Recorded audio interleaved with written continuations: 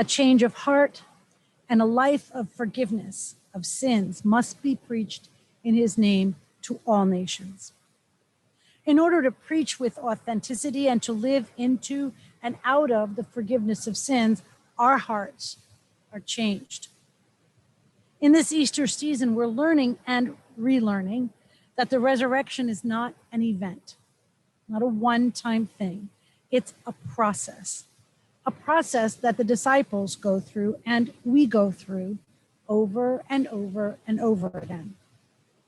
They didn't experience it and automatically get it or understand its theological implications, but their lack of understanding was not a barrier or a boundary for Jesus. Jesus shows up. The text in Luke says when Jesus appeared, the disciples were startled and terrified, startled for sure, because Jesus just like appeared in their midst. I think I'd be pretty startled. Terrified, perhaps because they thought he was a ghost. But I think there's another reason for the terror, a significantly broken relationship. The last time these disciples, the 11 and their companions, saw Jesus was the night he was arrested in the Garden of Gethsemane. And after that, according to Luke, they were simply not around, out of fear for their own lives, perhaps, out of fear of helplessness, out of fear of their own lack of understanding. Because remember, one of their group betrayed Jesus. One of their own had denied knowing Jesus. And all had abandoned him both on the way to the cross and at the cross. Simon of Cyrene had been pulled out of the crowd to carry the cross, not a disciple, but a foreigner. Joseph of Arimathea had placed the body in the tomb, not the disciples, but an outsider. The disciples were not there. And now Jesus is in their midst and they're terrified. 28 years ago, when my mother-in-law, Kay, was dying of lung cancer, I was asked to come to her house and stay for the afternoon so that my father-in-law could go run some errands. She was in her room on oxygen, and after a brief hello, I went downstairs to the kitchen to study. I loved Kay dearly. She was a wonderful mother-in-law in her sobriety and a wonderful grandmother to my children. And I stayed in the kitchen. I was terrified. I didn't know what to say in the face of her dying. I didn't know if she was frightened because I never asked her. I remember studying at the table thinking I really should go upstairs, but I couldn't get my feet to move. The relationship was broken in that moment, just like the disciples' relationship with Jesus was broken. Hearts separated by fear, perhaps more than by death. When we think about life, it's all about relationship, isn't it? We're born into relationships. We have relationships with family and friends, with our church family, with coworkers, classmates, and neighbors, and even strangers. Everything we do is about relationship. And you may have heard the expression, I don't know about any of y'all, but it works in our family. We put the fun in dysfunctional. That's our family for sure. And we laugh, but that, I think, true in most of our families, right? Relationships are dysfunctional in some way because of one consistent factor. Every relationship that we're engaged in with our families means that everybody we're engaged with is human. And humans are imperfect. Therefore, imperfection is an inescapable quality of being human. So our relationships are dysfunctional. And I think Jesus' relationship with the disciples was dysfunctional. The disciples were human. But in the resurrection appearances, Jesus models how to be fully present in a holy, fully, and holy spiritual relationship. Jesus shows up. And showing up is an important part of a relationship. Jesus shows up. And in our relationships, we have to do that. When we can do it physically, we do. And we have learned in the past year, if nothing else, that we can do it in a lot of ways, right? We have written letters to each other. Well, how many times have you written a letter in this past year versus the years before? Some of us are letter writers. I think, Marge, there you write lots of letters. But other folks, we don't write letters so often. But I have found myself writing letters, taking the time. But I've written a lot of emails, and none of us have ever Zoomed, right? Or a Google Hangout or a FaceTime. We show up in some way. And if we don't, there's not a relationship. In all relationships, there are four things, simply four things that need to be said in some way at some time. Please forgive me. I forgive you. Thank you. And I love you. I think one of the things that ran through the disciples' mind in that moment, these words echoing in the back, was WWJD. Now, some of you are old enough to remember the bracelets. Trish, do you remember the bracelets? Oh yeah, right. They were the plastic bracelets that you could get at the stores all over the place, and they just simply said WWJD. What would Jesus do? But I think the disciples, they did not have a fashion statement of the bracelets, of course. I think their question was, what will Jesus do in the face of our abandonment? The scriptures don't tell us if they asked for forgiveness, if they asked for reconciliation, but Jesus is there, fully present with them, showing the scars of the crucifixion and loving them, forgiving their abandonment, not denying what had happened, but asking why they were frightened. Didn't they remember Jesus had taught them to pray? Forgive us our sins as we forgive those who sin against us.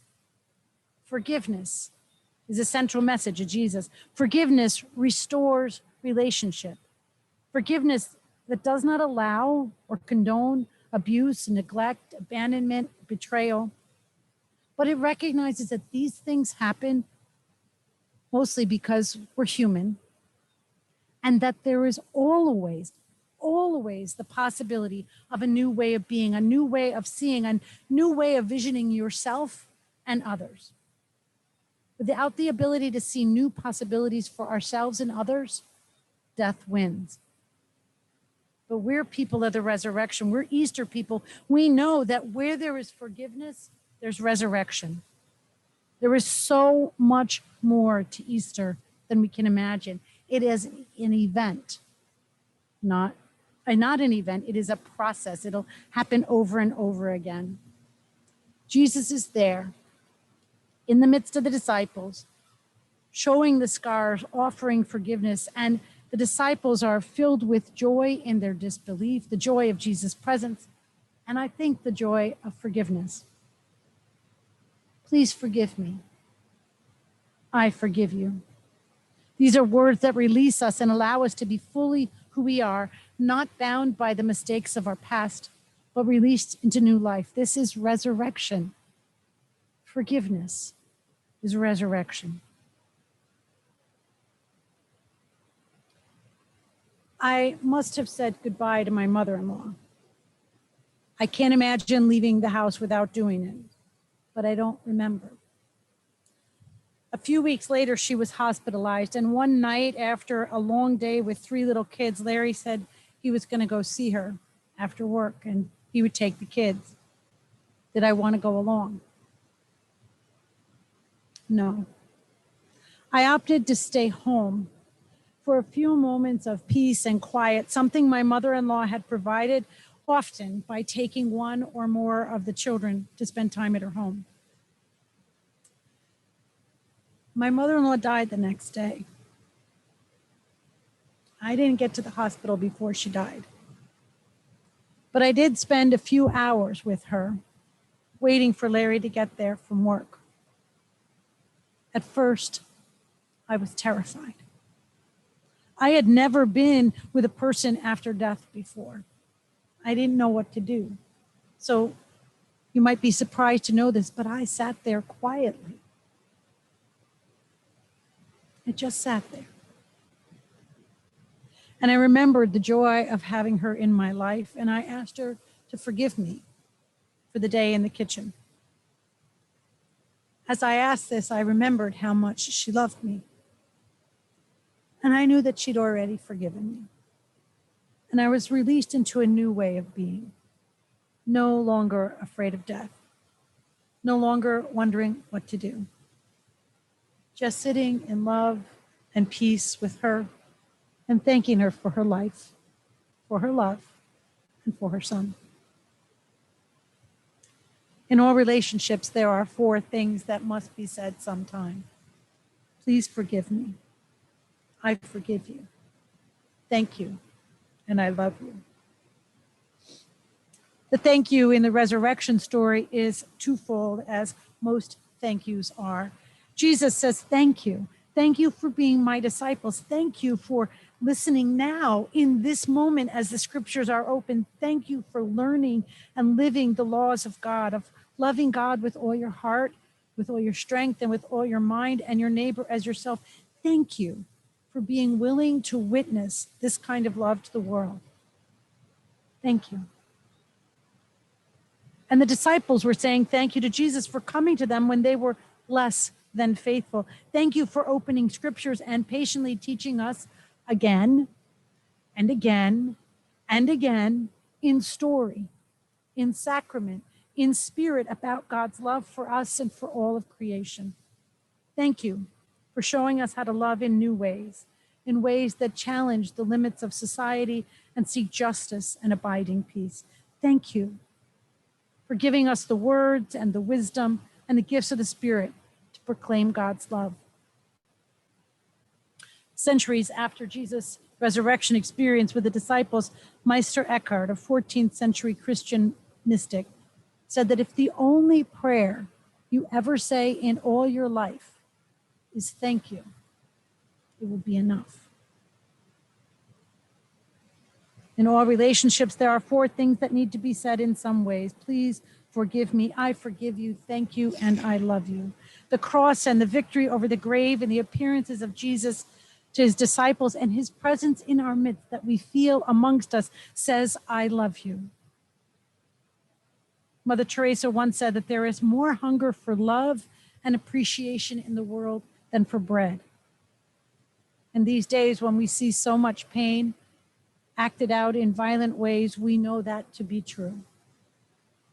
But we also know that Jesus is the bread of life, blessed and broken for us, given that we might have life and have it abundantly, life in full relationship with God and with others that's modeled on the story of being present, on offering forgiveness, of accepting forgiveness, of being thankful and saying, I love you in word and deed. This, the over and over and over again of these 4 lines, is the process of resurrection. Please forgive me. I forgive you. Thank you. And I love you. Oh, if only these words and their accompanying actions were everyday experiences. Perhaps then we wouldn't mourn another broken relationship that's ended in violence and suffering. Perhaps, just perhaps, we would solve our problems differently. Perhaps, just perhaps, there'd be more joy than heartache. So this day, and the next day, and the one after that, and the one after that, and the one after that, we need to say these words of forgiveness and love. We need to take the resurrection actions of those who claim the name of Christian and witness God's love made known through Jesus Christ by living out those words. I forgive, please forgive me. I forgive you. Thank you, and I love you. And in so doing, not only will our hearts be changed, but the world will be changed. Lord, in your mercy, help us to do this work. Amen.